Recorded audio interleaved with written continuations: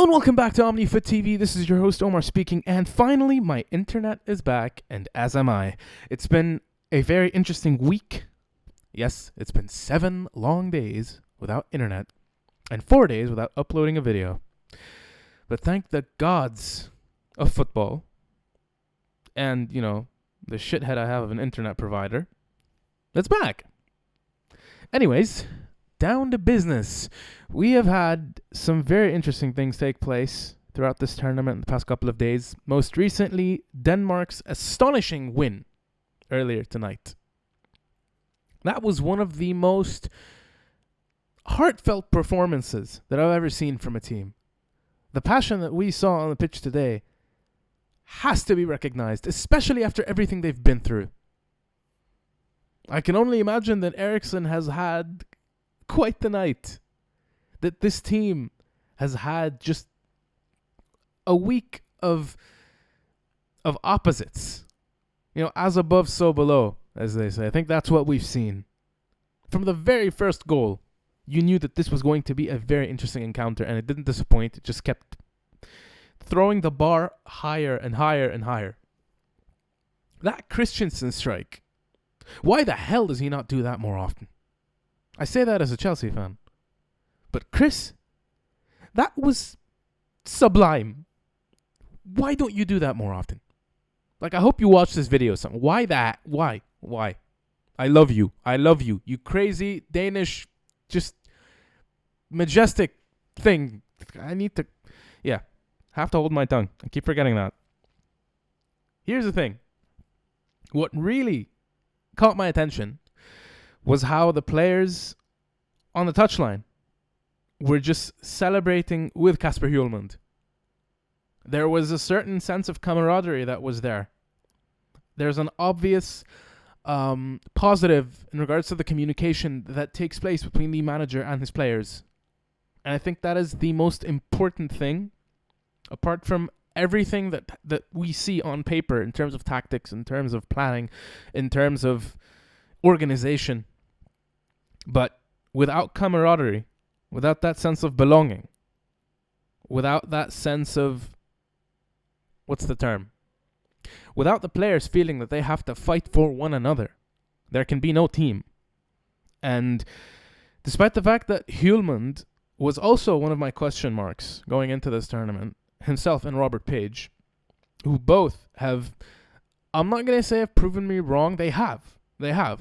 They've proven my skepticism wrong, because I thought that they would struggle more so than they did.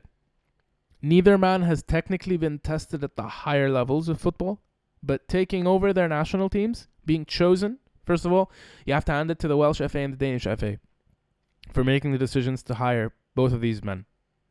Credit to them and to the players. Because seriously, that sense of belonging that I saw earlier tonight, that's what football is all about. The players want to play for each other. And it was beyond obvious. And you could tell how happy they were when they were trying to figure out what was going on in the other game. And I can't remember who I saw from the Danish staff carrying his phone and just looking at an app of some sort. I don't necessarily know what app that was. I think it was the OneFootball app. I'm not necessarily sure. I have OneFootball. It's a brilliant app. Anyways, this isn't a sponsored video. I still can't do that. That was just, it was normal. And I use the term normal because it was, I think I'd call it authentic. They felt like us for half a second. We tend to elevate these players to a certain stature. We raise them up and put them on this pedestal, and sometimes we forget they're human.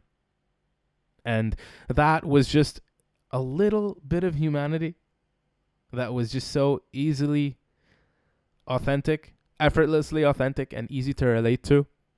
And I just couldn't help but look at them and just think, wow.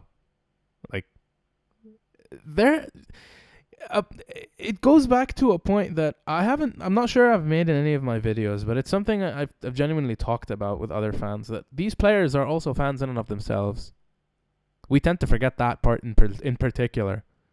The Danish players have put on that shirt to represent their countries. They're the biggest fans. The only difference between us and them is that they have the chance to change what happens on the pitch. And I think that's one of the most powerful things that I've realized. Seriously, that game, Damsgaard's goal, that boy, if you're not aware of him, please look him up. He's, I think, 18 or 19, plays for Sampdoria. Didn't manage much in terms of numbers, but has been promising all season. Warranted his call-up, if you ask me. He was very good in the last game. Really turned heads. As far as I know, he was brought in to actually play in Eriksen's place. And he's done wonders. That goal alone. Wow. Just my hat's off to the youngster. And he seems grounded. And you could tell how grounded this entire team is in general. You know, that actually permeates. It becomes a part of the overall ethos of the team, the overall atmosphere. I can't believe I used the word ethos. This isn't a philosophy video. Anyways, you get what I mean. I can't help but give these two men credit. In terms of managers, I mean, Page and Hjulmand, because primarily, I know I'm kind of talking about Wales as well, because I'm reacting to the fact that they were the only team who threatened Italy in their group. And I don't think anyone expected it to be any other than Turkey. And they've been abysmal. And I'm reacting to these two managers in particular because here we are at this stage of the tournament that doesn't come around very often. And we've seen managers who have been placed in their positions without much merit. They haven't really earned their positions. And we've been howling about that for a long time.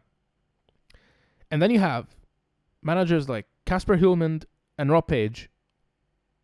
And I'll also place Marco Canerva. You know, because finishing third is still an achievement for this Finland side. I expected them to finish fourth, just to be fair. But let's just stick to the 2 points, to the two managers, Rob Page and Kasper Hjulmand. They have proven themselves at this level at the competition, and just they've made their teams more relevant than they've been in a while. And I think that's arguable in terms of Wales, because Wales, they were relevant in the last Euros, didn't make the last World Cup. So going back to the Euros and being just as relevant, getting out of the group stages for the second time in their history in a major tournament, that counts. And I'm just happy to see that. You know, I'm happy to see managers who are genuinely working hard, who don't have the spotlight on them, who may not receive the appreciation that they deserve or the coverage that they deserve, despite the fact that they don't have much of a CV in comparison to other big names. Forget the ones who didn't earn their jobs aside. Kasper Hjulmand and Robert Page aren't necessarily names that you would hear about in the media every day. And their efforts with both of their teams, the organizational aspect, the call-ups made, the substitutions. Because, to be honest, Robert Page's substitutions have been brilliant throughout this tournament. His decision-making has been brilliant. And I was impressed. Every aspect that these managers have been filed under as of now, I think it's earned them the right to ask to be appreciated. Although that's not how this works, you know? I've seen many a manager who's worked hard, two come to mind, who were supposedly attending press conferences. I'd say you have Nuno Espirito Santo of Wolves, formerly of Wolves, who attended a Premier League conference at one point at the end of the season. Not this season, the last one, I think. And no one attended the conference to ask him any questions. And you have Porto's manager, who had masterfully led his team to knocking out Juventus in the Champions League. I can't necessarily remember his name at the very moment in time. Please excuse me for that. Kind of had a brain fart there. But I remember vividly that he attended the press conference after the game and no one was around to ask him any questions.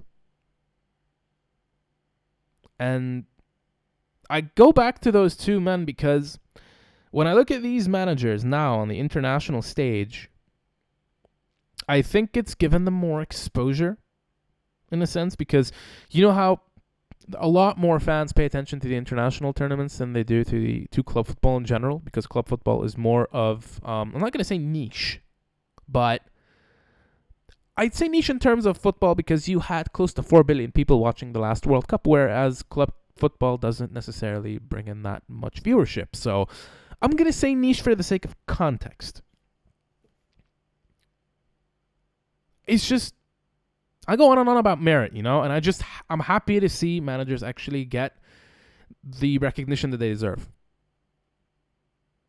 And going over to Italy for just a little bit, because I have to make this point. I know this video is a bit long, but I haven't made one in 4 days, so I'm reacting to a certain amount of things consecutively. Roberto Mancini has managed the best Italy record in close to a century. 11 straight wins, all with clean sheets.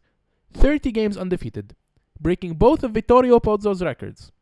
If you don't know who that is, and I've mentioned this before, he's the only manager to have won the World Cup twice consecutively. I mean, he's won it 2 times. One each consecutively. He's done it with Italy. And he is regarded as, you could say, or not, it isn't really arguable, Italy's best manager of all time.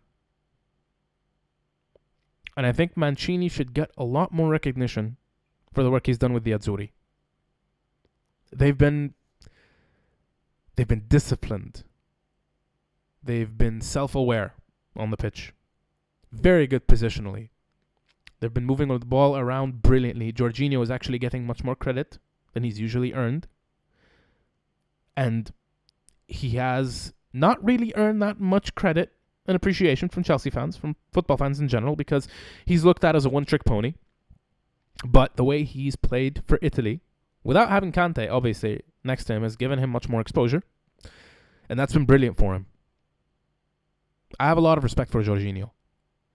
And honestly, a lot of other Italian players, just not to be biased, but Spinazzola was great. Immobile showed up. Insigne. Locatelli was a machine. An absolute machine. It's just, we've seen some very good football from Italy. And as I predicted, one of my predictions came true. All games won. Clean sheets in all of them. They haven't conceded a single goal. Their unbeaten record at the Stadio Olimpico goes on. And I'm happy to say that. It's a good feeling, to realize that this team is finally being recognized. They called them dark horses before this tournament. They're favorites. They have always been favorites. People just weren't paying attention to them. And on that note, I'm going to end this video. It feels good to be back behind the microphone. I'd like to thank each and every one of you for helping us reach 100 subscribers. We are at 102 now. If you like our content, please like, comment, and subscribe to the channel. You'd be doing us a huge favor. The social media accounts, our social media accounts, their links are in the description below. Follow us wherever you want. And I will see you next time the whistle blows, which will be tomorrow because daily uploads are obviously going to come back. It's been an interesting tournament. It's been a good night. Hope you all enjoyed it. To the Denmark fans, drink it up. Just enjoy every minute of it because you earned it. Seriously. You earned every bit of that. Your team earned every bit of that. Thank you all for watching. Once again, I'll see you tomorrow. Have a good night. And cheers, everyone.